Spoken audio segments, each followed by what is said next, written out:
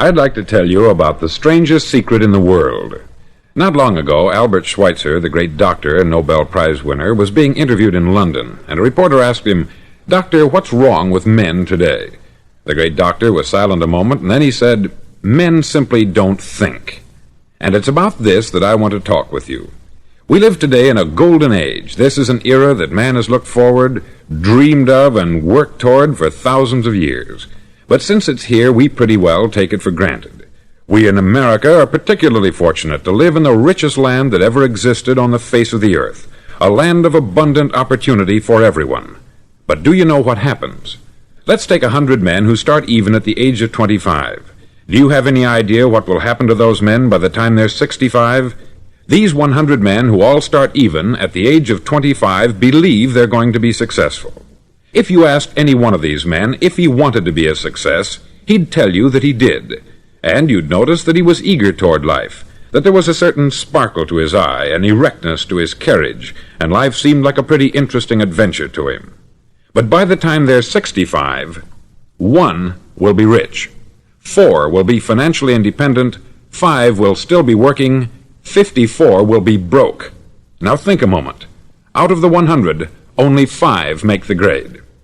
Why do so many fail? What has happened to the sparkle that was there when they were 25? What's become of the dreams, the hopes, the plans? And why is there such a large disparity between what these men intended to do and what they actually accomplished? When we say about 5% achieve success, we have to define success. And here's the definition. Success is the progressive realization of a worthy ideal.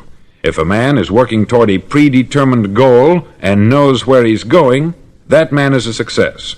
If he's not doing that, he's a failure. Success is the progressive realization of a worthy ideal. Rollo May, the distinguished psychiatrist, wrote a wonderful book called Man's Search for Himself. And in this book he says, the opposite of courage in our society is not cowardice, it is conformity. And there you have the trouble today. It's conformity. People acting like everyone else, without knowing why, without knowing where they're going. Now think of it. In America right now, there are over 14 million people 65 years of age and over, and about 13 million of these 14 million are broke. They're dependent on someone else for life's necessities. Now, we learn to read by the time we're 7. We learn to make a living by the time we're 25. Usually, by that time, we're not only making a living, we're supporting a family. And yet, by the time we're 65, we haven't learned how to become financially independent in the richest land that has ever been known. Why? We conform. And the trouble is that we're acting like the wrong percentage group, the 95% who don't succeed. Now, why do these people conform? Well, they don't know, really. These people believe that their lives are shaped by circumstances, by things that happen to them, by exterior forces. They're outer-directed people. A survey was made one time that covered a lot of men, working men, and these men were asked this question. Why do you work? Why do you get up in the morning? 19 out of 20 had no idea. If you ask them, they'll say, everyone goes to work in the morning. And that's the reason they do it, because everyone else is doing it. Now let's get back to our definition of success. Who succeeds? The only man who succeeds is the man who is progressively realizing a worthy ideal. He's the man who says, I'm going to become this, and then begins to work toward that goal. I'll tell you who the successful people are. A success is the school teacher who's teaching school because that's what she wanted to do. The success is the woman who's a wife and mother because she wanted to become a wife and mother and is doing a good job of it. The success is the man who runs the corner gas station because that's what he wanted to do. The success is the successful salesman who wants to become a top-notch salesman and grow and build with his organization. A success is anyone who is doing deliberately a predetermined job because that's what he decided to do deliberately. But only 1 out of 20 does that. That's why today there isn't really any competition, unless we make it for ourselves. Instead of competing, all we have to do is create. Now, for 20 years, I looked for the key which would determine what would happen to a human being. Was there a key I wanted to know which would make the future a promise that we could foretell to a large extent? Was there a key that would guarantee a person's becoming successful if he only knew about it and knew how to use it? Well, there is such a key, and I've found it. Have you ever wondered why so many men work so hard and honestly without ever achieving anything in particular, and others don't seem to work hard and yet seem to get everything? They have the magic touch. You've heard them say that about someone. Everything he touches turns to gold. And have you ever noticed that a man who becomes successful tends to continue to become successful, and on the other hand, have you noticed how a man who is a failure tends to continue to fail? It's because of goals. Some of us have them, some don't. People with goals succeed because they know where they're going. Now think of a ship leaving a harbor, and think of it with the complete voyage mapped out and planned. The captain and crew know exactly where it's going and how long it will take. It has a definite goal. 9,999 times out of 10,000 it will get to where it started out to get. Now let's take another ship, just like the first, only let's not put a crew on it, or a captain at the helm. Let's give it no aiming point, no goal, no destination. We just start the engines and let it go. I think you'll agree with me that if it gets out of the harbor at all, it will either sink or wind up on some deserted beach a derelict. It can't go any place because it has no destination and no guidance. It's the same with a human being. Take the salesman, for example. There is no other person in the world today with the future of a good salesman. Selling is the world's highest paid profession, if we're good at it and if we know where we're going. Every company needs top-notch salesmen, and they reward those men. The sky is the limit for them. But how many can you find? Someone once said, the human race is fixed, not to prevent the strong from winning, but to prevent the weak from losing. The American economy today can be likened to a convoy in time of war. The entire economy is slowed down to protect its weakest link, just as the convoy had to go at the speed that would permit its slowest vessel to remain in formation. That's why it's so easy to make a living today. It takes no particular brains or talent to make a living and support a family today. So we have a plateau of so-called security, if that's what a person's looking for. But we do have to decide how high above this plateau we want to aim for. Now let's get back to the strangest secret in the world, the story that I wanted to tell you today. Why do men with goals succeed in life, and men without them fail? Well, let me tell you something which, if you really understand it, will alter your life immediately. If you understand completely what I'm going to tell you from this moment on, your life will never be the same again. You'll suddenly find that good luck just seems to be attracted to you. The things you want just seem to fall in line. And from now on, you won't have the problems, the worries, the gnawing lump of anxiety that perhaps you've experienced before. Doubt, fear, well, they'll be things of the past. Here's the key to success, and the key to failure. We become what we think about. Now let me say that again. We become what we think about. Throughout all history, the great wise men and teachers, philosophers and prophets have disagreed with one another on many different things. It is only on this one point that they are in complete and unanimous agreement. Listen to what Marcus Aurelius, the great Roman emperor, said. He said, "A man's life is what his thoughts make of it." Disraeli said this, "Everything comes if a man will only wait. I have brought myself by long meditation to the conviction that a human being with a settled purpose must accomplish it, and that nothing can resist a will that will stake even existence for its fulfillment." Ralph Waldo Emerson said this, "A man is what he thinks about all day long." William James said, "The greatest discovery of my generation is that human beings can alter their lives by altering their attitudes of mind." And he also said, "We need only in cold blood act as if the thing in question were real, and it will become infallibly real by growing into such a connection with our life that it will become real. It will become so knit with habit and emotion that our interest in it will be those which characterize belief." He also said this, "If you only care enough for a result, you will almost certainly attain it. If you wish to be rich, you will be rich. If you wish to be learned, you will be learned. If you wish to be good, you will be good. Only you must then really wish these things, and wish them exclusively, and not wish at the same time 100 other incompatible things just as strongly." In the Bible you read, in Mark 9:23, "If thou canst believe, all things are possible to him that believeth." Dr. Norman Vincent Peale said this, "This is one of the greatest laws in the universe. Fervently do I wish I had discovered it as a very young man. It dawned upon me much later in life, and I've found it to be one of the greatest, if not my greatest discovery, outside of my relationship to God. And the great law, briefly and simply stated, is that if you think in negative terms, you'll get negative results. If you think in positive terms, you will achieve positive results.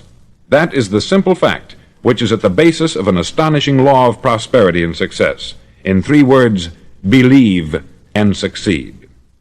William Shakespeare put it this way: "Our doubts are traitors, and make us lose the good we oft might win, by fearing to attempt." George Bernard Shaw said, "People are always blaming their circumstances for what they are. I don't believe in circumstances. The people who get on in this world are the people who get up and look for the circumstances they want, and if they can't find them, make them." Well, it's pretty apparent, isn't it? And every person who discovered this for a while believed that he was the first one to work it out. We become what we think about. Now, it stands to reason that a person who's thinking about a concrete and worthwhile goal is going to reach it, because that's what he's thinking about. And we become what we think about. Conversely, the man who has no goal, who doesn't know where he's going, and whose thoughts must therefore be thoughts of confusion and anxiety and fear and worry, becomes what he thinks about. His life becomes one of frustration, fear, anxiety, and worry. And if he thinks about nothing, he becomes nothing. Now, how does it work? Why do we become what we think about? Well, I'll tell you how it works as far as we know. Now, to do this, I want to tell you about a situation that parallels the human mind. Suppose a farmer has some land, and it's good, fertile land. Now, the land gives the farmer a choice. He may plant in that land whatever he chooses. The land doesn't care. It's up to the farmer to make the decision. Now, remember, we're comparing the human mind with the land, because the mind, like the land, doesn't care what you plant in it. It will return what you plant, but it doesn't care what you plant. Now, let's say that the farmer has 2 seeds in his hand. One is a seed of corn, the other is nightshade, a deadly poison. He digs 2 little holes in the earth, and he plants both seeds, one corn, the other nightshade. He covers up the holes, waters, and takes care of the land, and what will happen? Invariably, the land will return what is planted. As it's written in the Bible, "As ye sow, so shall ye reap." Remember, the land doesn't care. It will return poison in just as wonderful abundance as it will corn. So up come the 2 plants, one corn, one poison. Now, the human mind is far more fertile, far more incredible and mysterious than the land, but it works the same way. It doesn't care what we plant. Success, failure. A concrete worthwhile goal, or confusion, misunderstanding, fear, anxiety, and so on. But what we plant, it will return to us. You see, the human mind is the last great unexplored continent on the earth. It contains riches beyond our wildest dreams. It will return anything we want to plant. Now, you might say, well, if that's true, why don't people use their minds more? Well, I think they've figured out an answer to that, too. Our mind comes as standard equipment at birth. It's free, and things that are given to us for nothing we place little value on. Things that we pay money for, we value. The paradox is that exactly the reverse is true. Everything that's really worthwhile in life came to us free. Our mind, our soul, our body, our hopes, our dreams, our ambitions, our intelligence, our love of family and children and friends. All these priceless possessions are free, but the things that cost us money are actually very cheap and can be replaced at any time. A good man can be completely wiped out and make another fortune. He can do that several times. Even if our home burns down, we can rebuild it, but the things we got for nothing, we can never replace. The human mind isn't used merely because we take it for granted. Familiarity breeds contempt. It can do any kind of job we assign to it, but generally speaking, we use it for little jobs instead of big important ones. Universities have proved that most of us are operating on about 10% of our abilities. Decide now, what is it you want? Plant your goal in your mind. It's the most important decision you'll ever make in your entire life. Do you want to be an outstanding salesman, a better worker at your particular job? Do you want to go places in your company, in your community? All you've got to do is plant that seed in your mind. Care for it. Work steadily toward your goal, and it will become a reality. It not only will, there's no way that it cannot. You see, that is a law, like the laws of Sir Isaac Newton, the laws of gravity. If you get on top of a building and jump off, you'll always go down. You'll never go up. And it's the same with all the other laws of nature. They always work, they're inflexible. Think about your goal in a relaxed, positive way. Picture yourself in your mind's eye as having already achieved this goal. See yourself doing the things you will be doing when you've reached your goal. Ours has been called the phenobarbital age, the age of ulcers and nervous breakdowns. At a time when medical research has raised us to a new plateau of good health and longevity, far too many of us worry ourselves into an early grave trying to cope with things in our own little personal ways, without learning a few great laws that will take care of everything for us. These things we bring on ourselves through our habitual way of thinking. Every one of us is the sum total of his own thoughts. He is where he is because that is exactly where he really wants to be, whether he'll admit that or not. Each of us must live off the fruit of his thoughts in the future, because what you think today and tomorrow, next month and next year, will mold your life and determine your future. You're guided by your mind.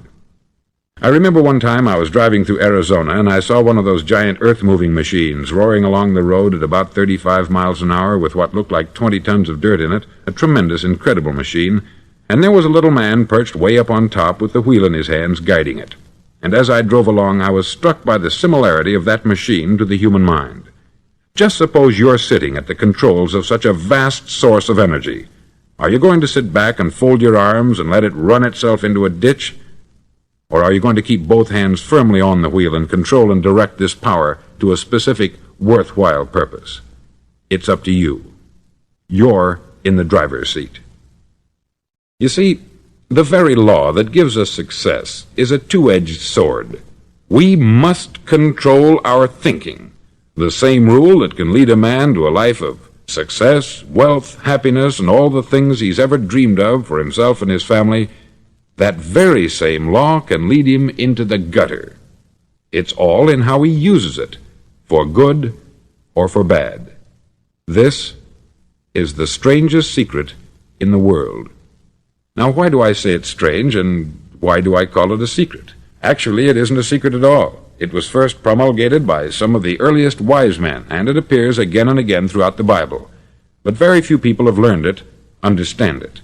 That's why it's strange, and why, for some equally strange reason, it virtually remains a secret. I believe that you could go out and walk down the main street of your town and ask one man after another what the secret of success is, and you probably wouldn't run into one man in a month who could tell you. Now, this information is enormously valuable to us, if we really understand it and apply it. It's valuable to us not only for our own lives, but the lives of those around us, our family, employees, associates, and friends. Life should be an exciting adventure. It should never be a bore. A man should live fully, be alive. He should be glad to get out of bed in the morning. He should be doing a job he likes to do because he does it well. One time I heard Grove Patterson make a speech, the editor-in-chief of the Toledo Daily Blade, and as he concluded his speech, he said something that I've never forgotten. He said something like this: "My years in the newspaper business have convinced me of several things, among them that people are basically good, and that we came from someplace, and we're going someplace. So we should make our time here an exciting adventure. The architect of the universe didn't build a stairway leading nowhere." And the greatest teacher of all, the carpenter from the plains of Galilee, gave us the secret time and time again. "As ye believe, so shall it be done unto you." I've explained the strangest secret in the world and how it works. Now I want to explain how you can prove to yourself the enormous returns possible in your own life by putting this secret to a practical test. I want you to make a test that will last 30 days. Now, it isn't going to be easy. If you'll give it a good try, it will completely change your life for the better. Back in the 17th century, Sir Isaac Newton, the English mathematician and natural philosopher, gave us some natural laws of physics which apply as much to human beings as they do to the movement of bodies in the universe. Now, one of these laws is that for every action, there is an equal and opposite reaction. Simply stated, as it applies to you and me, it means we can achieve nothing without paying the price. The results of your 30-day experiment will be in direct proportion to the effort you put forth. To be a doctor, you must pay the price of long years of difficult study. to be successful in selling, and remember that each of us succeeds to the extent of his ability to sell, selling our families on our ideas, selling education in schools, selling our children on the advantages of living the good and honest life, selling our associates and employees on the importance of being exceptional people, to, of course, the profession of selling itself. But to be successful in selling our way to the good life, we must be willing to pay the price. Now, what is that price? Well, it's many things. First, it's understanding emotionally, as well as intellectually, that we literally become what we think about, that we must control our thoughts if we're to control our lives. It's understanding fully that, as ye sow, so shall ye reap. Secondly, it's cutting away all the fetters from the mind and permitting it to soar as it was divinely designed to do. It's the realization that your limitations are self-imposed, and that the opportunities for you today are enormous beyond belief. It's rising above narrow-minded pettiness and prejudice. Thirdly, to use all your courage to force yourself to think positively on your own problem, to set a definite and clearly defined goal for yourself, to let your marvelous mind think about your goal from all possible angles, to let your imagination speculate freely upon many different possible solutions, to refuse to believe there are any circumstances sufficiently strong to defeat you in the accomplishment of your purpose, to act promptly and decisively when your course is clear, and to keep constantly aware of the fact that you are, at this moment, standing in the middle of your own acre of diamonds, as Russell Conwell used to point out. Fourth, save at least 10% of what you earn. It's also remembering that no matter what your present job, it has enormous possibilities if you're willing to pay the price. Now let's just go over the important points in the price each of us must pay to achieve the wonderful life that can be ours. It is, of course, worth any price. 1. You will become what you think about. 2. Remember the word imagination. Let your mind soar. 3. Courage. Concentrate on your goal every day. 4. Save 10% of what you earn. And action. Ideas are worthless unless we act on them. Now I'll try to outline the 30-day test I want you to make. Now keep in mind that you have nothing to lose by making this test, and everything you could possibly want to gain. There are two things that may be said of everyone. Each of us wants something, and each of us is afraid of something. I want you to write on a card what it is you want more than anything else. It may be more money. Perhaps you'd like to double your income or make a specific amount of money. It may be a beautiful home. It may be success at your job. It may be a particular position in life. It could be a more harmonious family. Each of us wants something. Write down on your card specifically what it is that you want. Make sure it's a single goal and clearly defined. You needn't show it to anyone, but carry it with you so that you can look at it several times a day. Think about it in a cheerful, relaxed, positive way each morning when you get up, and immediately you have something to work for, something to get out of bed for, something to live for. Look at it every chance you get during the day and just before going to bed at night. As you look at it, remember that you must become what you think about, and since you're thinking about your goal, you realize that soon it will be yours. In fact, it's yours really the moment you write it down and begin to think about it. Look at the abundance all around you as you go about your daily business. You have as much right to this abundance as any other living creature. It's yours for the asking. Now we come to the difficult part. Difficult because it means the formation of what is probably a brand new habit, and new habits are not easily formed. Once formed, however, it'll follow you for the rest of your life. Stop thinking about what it is you fear. Each time a fearful or negative thought comes into your consciousness, replace it with a mental picture of your positive and worthwhile goal. There will come times when you will feel like giving up. It's easier for a human being to think negatively than positively. That's why only 5% is successful. You must begin now to place yourself in that group. For 30 days you must take control of your mind. It will think only about what you permit it to think. Each day for this 30-day test, do more than you have to do. In addition to maintaining a cheerful, positive outlook, give of yourself more than you've ever done before. Do this knowing that your returns in life must be in direct proportion to what you give. The moment you decide on a goal to work toward, you're immediately a successful person. You're then in that rare and successful category of people who know where they're going. Out of every 100 people, you belong to the top 5. Don't concern yourself too much with how you're going to achieve your goal. Leave that completely to a power greater than yourself. All you have to do is know where you're going. The answers will come to you of their own accord. Remember these words from the Sermon on the Mount, and remember them well. Keep them constantly before you this month of your test. Ask, and it shall be given you. Seek, and ye shall find. Knock, and it shall be opened unto you. For every one that asketh receiveth, and he that seeketh findeth, and to him that knocketh it shall be opened. It's as marvelous and as simple as that. In fact, it's so simple that in our seemingly complicated world it's difficult for an adult to understand that all he needs is a purpose and faith. For 30 days, do your best. If you're a salesman, go at it as you've never done before, not in hectic fashion, but with the calm, cheerful assurance that time well spent will give you the abundance in return you deserve and want. No matter what your job, do it as you've never done it before for 30 days.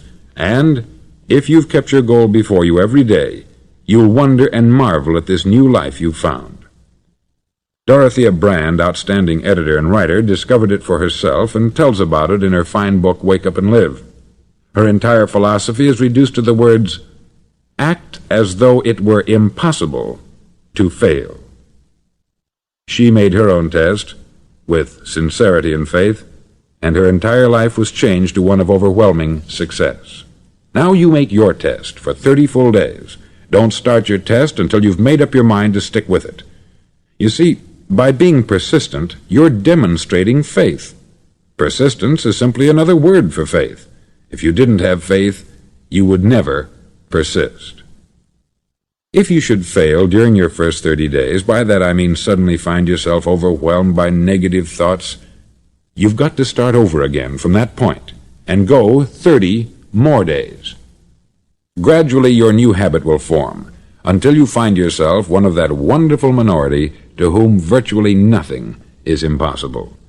Don't forget the card. It's vitally important as you begin this new way of living. On one side of the card, write your goal, whatever it may be. On the other side, write the words we've quoted from the Sermon on the Mount. Ask, and it shall be given you. Seek, and ye shall find. Knock, and it shall be opened unto you.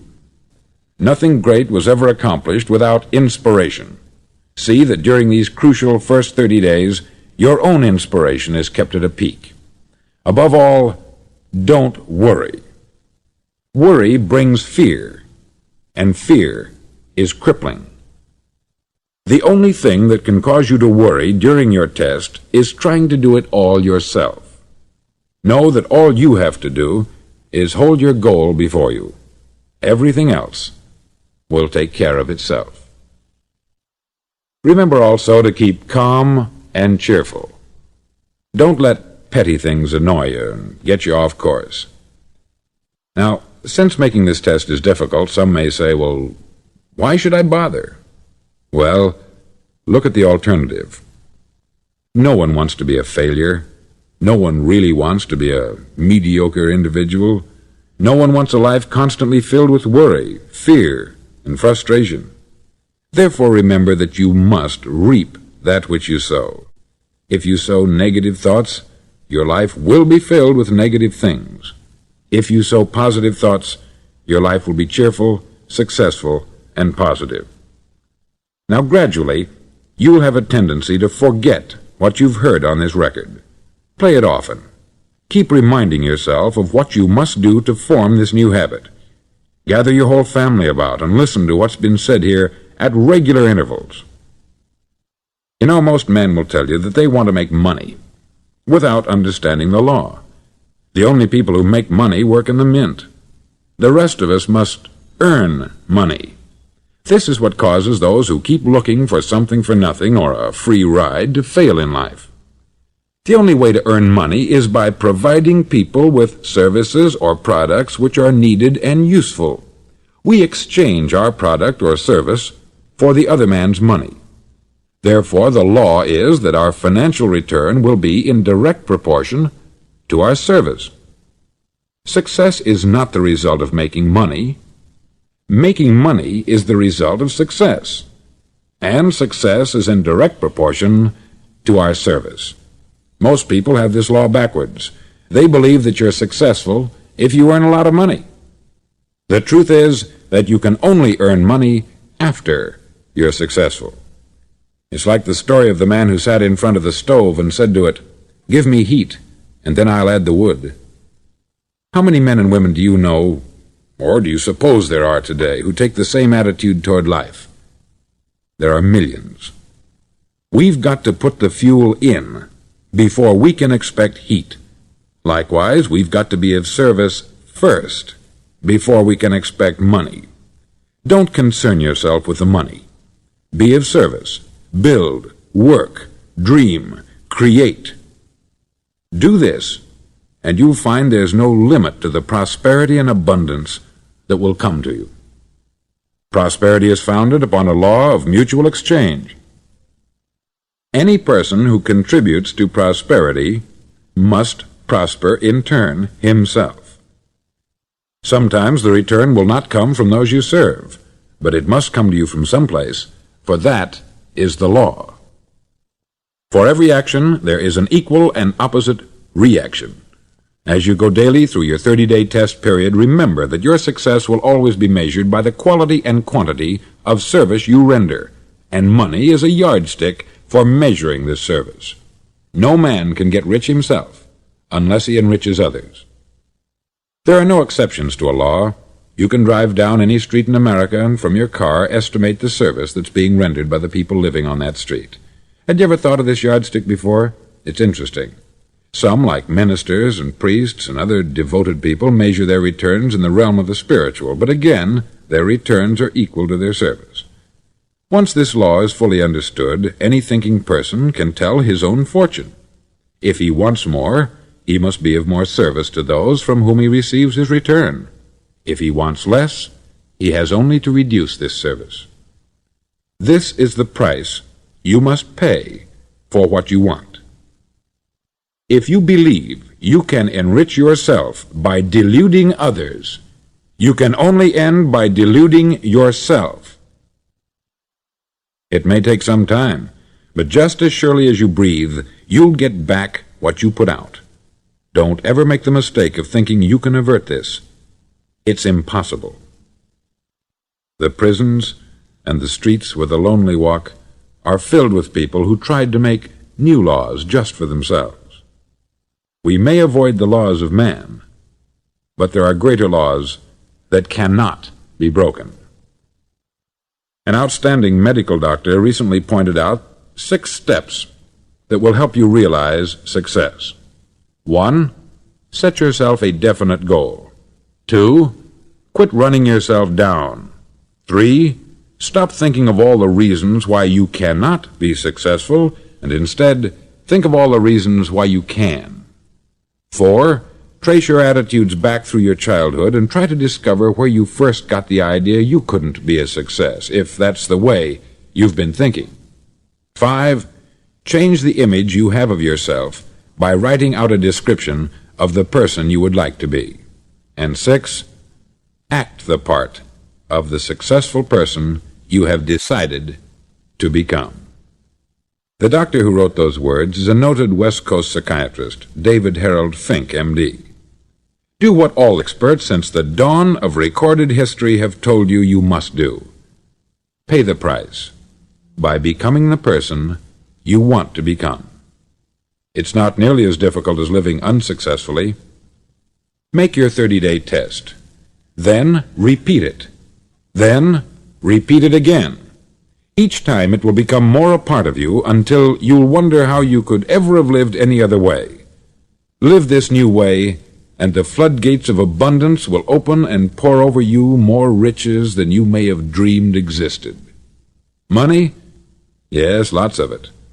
But what's more important you'll have peace.